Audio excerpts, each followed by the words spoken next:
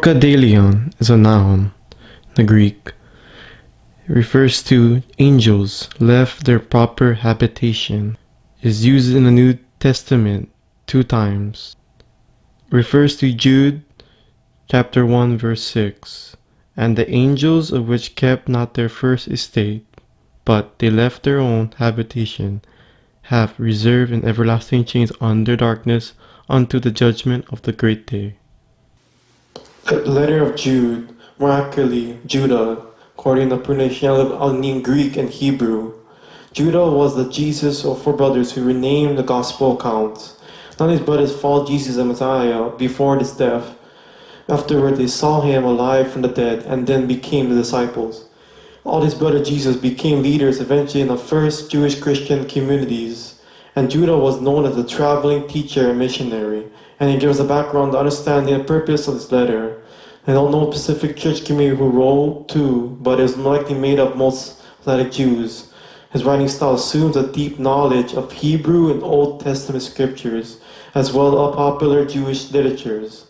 And Judah has become aware that Christ is facing the churches, so help us understand what the letter designed. So it begins opening charge, followed by a longer warning to stay away from them. He first offers 2 sets of 3 Old Testament examples. Here, 3 is about the rebellion people who past received divine judgment. The Israelites who rebelled against God in the wilderness, they got what they wanted. They died out the middle of nowhere.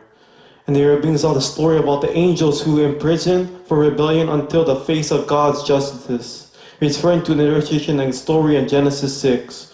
Offered the popular Jewish book called the Enoch, where the sons of God were omnipotent that referred to the angels who rebelled against God, that accepted sex and women and were judged accordingly. Judah links the story, the 3rd example about the ruined Sodom of Gomorrah and Gina, that violent men tried to have sex with angels.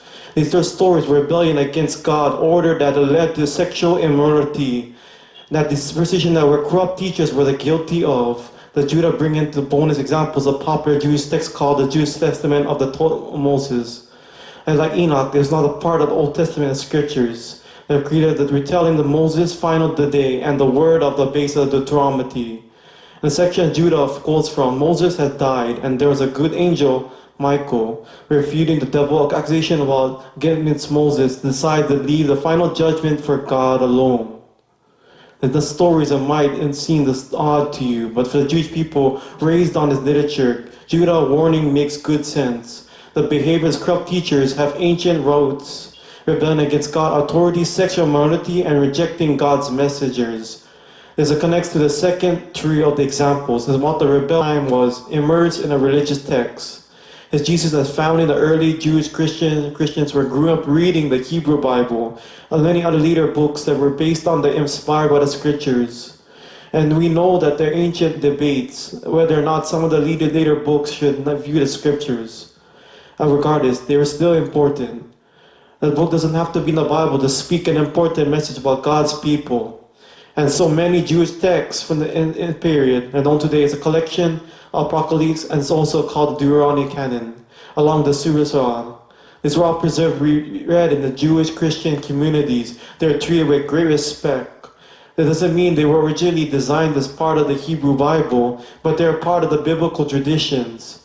So Judah, knowing that readers from them know value the words from the first Enoch, he used them to communicate the message, and which is this: God's grace through Jesus demands whole life response, not just intelligent, not extra sentiment. But Judah doesn't recognize or focus on the teacher's theology, but their moral way of life that denies Jesus. But this Judah is implying that Jesus first told his disciples, if you really love me, then you should obey my teaching.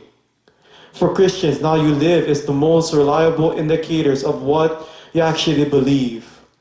So that's what the letter of Jude is all about.